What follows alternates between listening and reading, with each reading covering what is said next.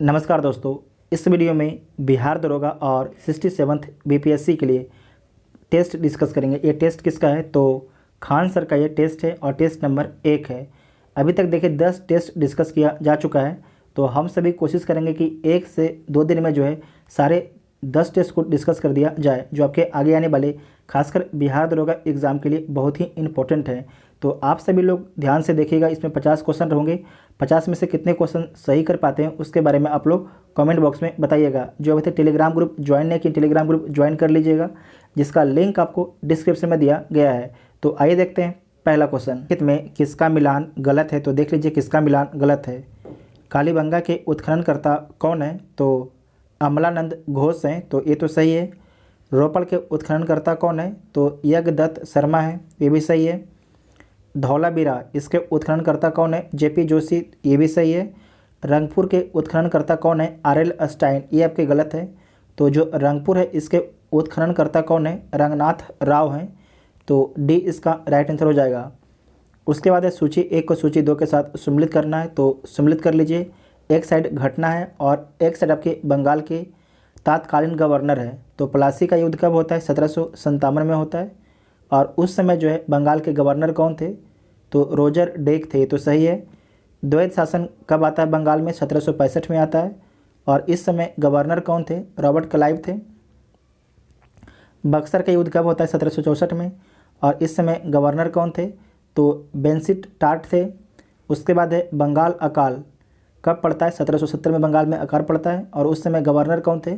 तो कार्टियर थे। तो सारे के सारे आपके मैच है, तो ए इसका राइट आंसर हो जाएगा। नेक्स्ट है कि कनिष्क के शासनकाल में बौद्ध संगति का आयोजन कहाँ पर होता है? तो कुंडलबन जम्मू कश्मीर में होता है, तो डी इसका राइट आंसर हो जाएगा। आपको याद रखना है कि शासक कौन थे? कनिष्क के शासन काल में होता है। आपको याद रखना है कि चौथा जो बौद्ध संगति है इसके अध्यक्ष कौन थे? तो बासु मित्र थे। बासु मतलब कि बसु मित्र, ठीक है, बासु मित्र नहीं, बसु मित्र थे।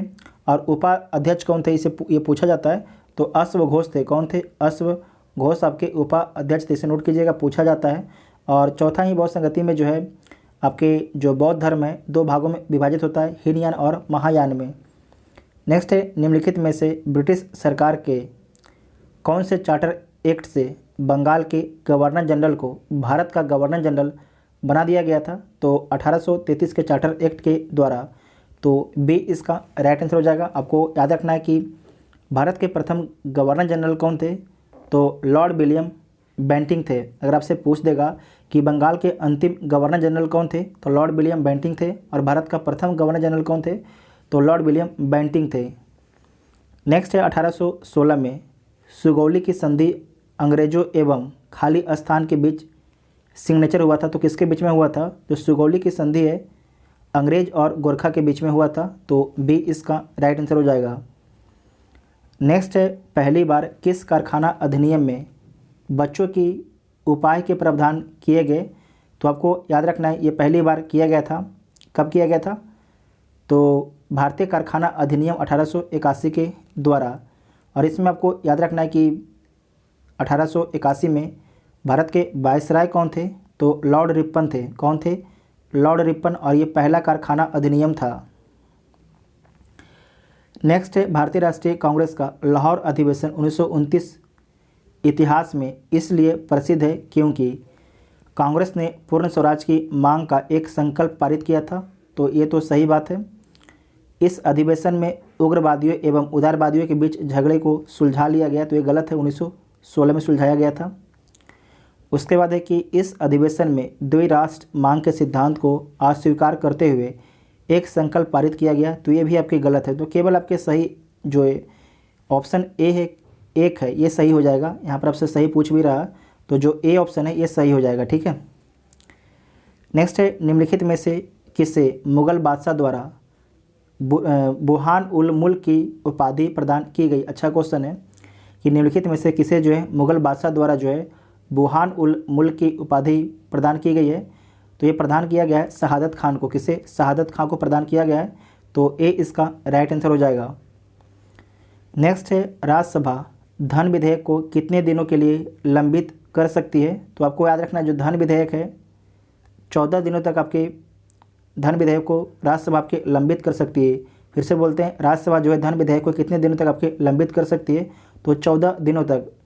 14 दिनों के बाद अगर कोई जवाब नहीं देती है राज्यसभा तो ऑटोमेटिक मान लिया जाएगा कि राज्यसभा से धन विधेयक क्या हो गया, पारित हो गया है। तो डी इसका राइट आंसर हो जाएगा। जो राज्यसभा है इसकी अध्यक्षता किसके द्वारा किया जाता है? तो भारत के उपराष्ट्रपति के द्वारा जो है राज्यसभा की अध्यक्षता किया जाता है। नेक्स्ट है, भारतीय संविधान द्वारा विदेशियों को प्रदत्त मूल अधिकार कौन से हैं? तो अनुच्छेद 14, 20, 21, 21A, 22, 23, 24, 25, 26, 27, 28। तो सी इसका राइट आंसर हो जाएगा। नेक्स्ट है, भारत में विधि निर्माणी सर्वोच्च निकाय कौन है? तो भारत में जो है कानून बनाने के सर्वोच्च निकाय कौन है? तो संसद है। कौन है? संसद है। तो ए इसका राइट आंसर हो जाएगा।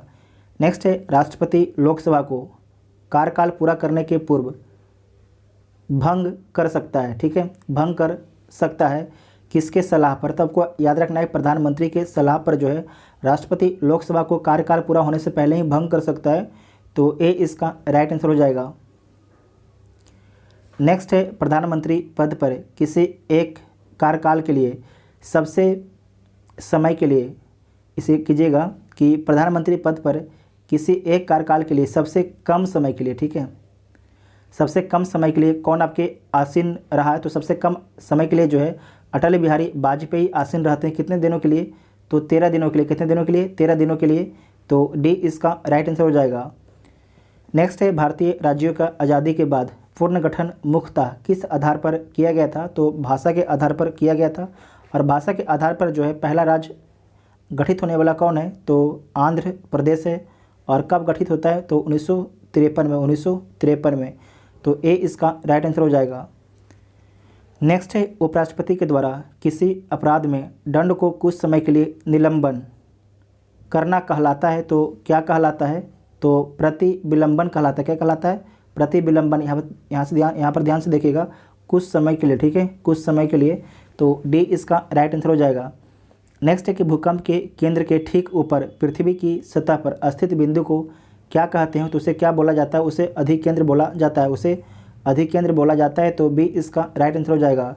निम्नलिखित में से भारत की कौन सी नदी जो है ज्वारंद मुख बनाती है? तो ज्वारंद मुख कौन कौन नदी बनाती है? नर्मदा और ताप्ती दोनों।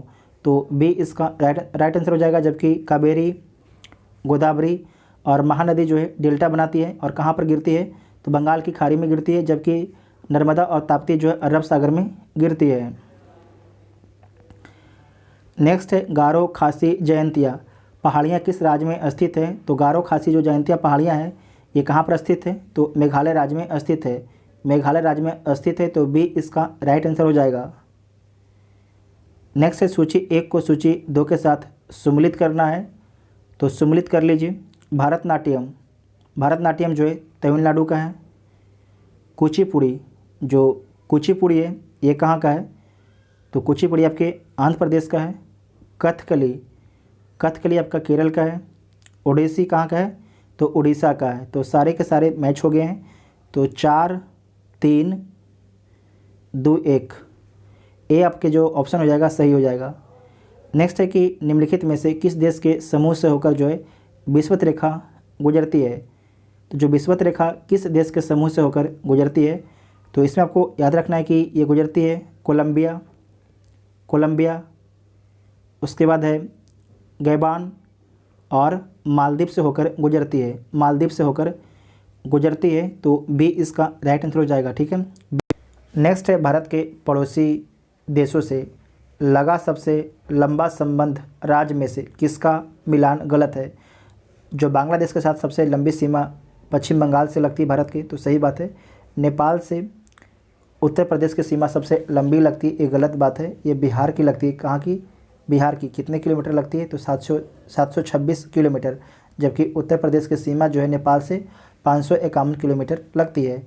म्यांमार की सबसे लंबी सीमा अरुणाचल प्रदेश से लगती है, तो सही बात है 520 किलोमीटर। और आपको याद रखना है कि मिजोरम से 510 किलोमीटर। ठीक है। भूटान की सबसे जो लंबी सीमा असम के साथ लगती है, तो सही बात है बी वाला जो ऑप्शन है गलत हो जाएगा। नेक्स्ट है, जलेपला दर्रा कहाँ स्थित है? तो जो जलेपला दर्रा है ये सिक्किम में स्थित है। कहाँ पर? सिक्किम में स्थित है। तो ए इसका राइट आंसर हो जाएगा। निम्नलिखित में से कौन सा राजकोषीय नीति के 3 मूल उद्देश्यों में शामिल नहीं है? तो 3 मूल उद्देश्यों में कौन आपके शामिल नहीं है? ब्याज दर, समग्र मांग, समृद्धि शामिल है, जबकि समग्र व्यय आपके शामिल नहीं है। तो सी इसका राइट आंसर हो जाएगा। नेक्स्ट है कि सकल घरेलू ज्ञान उत्पाद शब्द के खोजकर्ता कौन है? तो इसके जो खोजकर्ता हैं उम्बेल्टो सुलपासो। तो ए इसका राइट आंसर हो जाएगा। नेक्स्ट है कि किसी देश के भुगतान संतुलन में शामिल है। किसी देश के भुगतान संतुलन में जो है क्या शामिल है? वस्तुओं और सेवाओं का व्यापार शामिल है।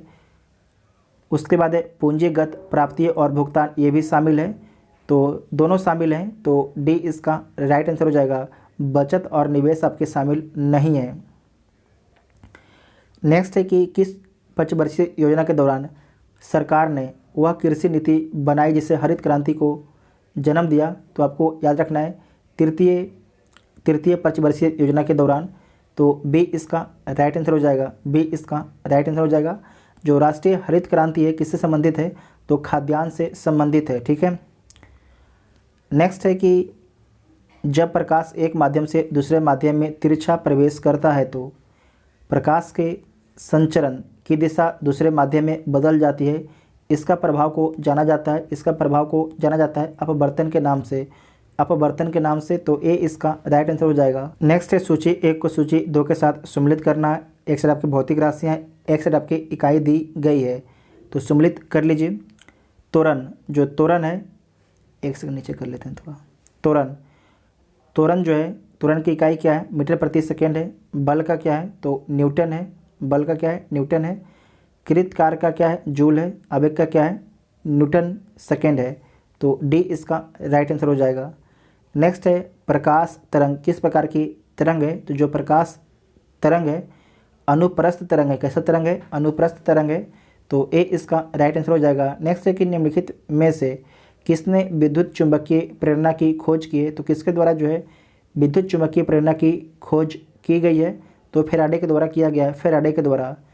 नेक्स्ट है कि बिजली के बल्ब से हवा पूरी तरह से क्यों निकाल दी जाती है? उसका पीछे क्या कारण होता है? तो टंगस्टन तंतु के उपचयन को रोकने के लिए, मतलब कि टूटने से रोकने के लिए। तो ए इसका राइट आंसर हो जाएगा। नेक्स्ट है साइकिल चलाने वाला मोड़ लेते समय क्यों झुकता है? उसका पीछे क्या रीज़न है कि साइकिल चलाने वाला जो मोड़ पर है झुक जाता है? तो उसका पीछे रीज़न है कि वह झुकता है ताकि गुरुत्व केंद्र जो है आधार के अंदर बना रहे, वह उसे गिरने से बचाता है, इसीलिए। तो बी इसका राइट आंसर हो जाएगा। नेक्स्ट है सेल्सियस मापक्रम पर जल के क्वथनांक, ध्यान रखिएगा, जल के क्वथनांक, बॉइलिंग पॉइंट और हिमांक, फ्रीजिंग पॉइंट कितना होता है? तो 100 आपके होता है। बॉइलिंग और फ्रीजिंग 0 डिग्री सेल्सियस होता है। तो बी इसका राइट आंसर हो जाएगा। नेक्स्ट है यदि कक्षा की संख्या को n से व्यक्त किया जाए तो किसी कक्षा में अधिकतम इलेक्ट्रॉन की संख्या होगी। अधिकतम इलेक्ट्रॉन की संख्या कितनी होगी? तो 2n² होगी। 2n²। तो सी इसका राइट आंसर हो जाएगा। मनुष्य के खून का pH मान खाली स्थान होता है। तो आपको इसमें याद रखना है कि जो मनुष्य का pH मान होता है 7.4 होता है। तो 7.4 क्या हो जाएगा? तो आपको याद रखना है कि कम क्षारीय हो जाएगा। क्या हो जाएगा? 7 से अधिक क्षारीय और 7 से कम आपके अम्लीय होता है। तो 7.4 है, तो इसका मतलब क्या हो जाएगा? कम क्षारीय हो जाएगा। तो सी इसका राइट आंसर हो जाएगा। नेक्स्ट है पटाखों से निकलने वाली हरी ज्वाला निम्न के कारण उत्पन्न होता है। तो बेरियम के कारण होता है। किसके कारण? बेरियम के कारण।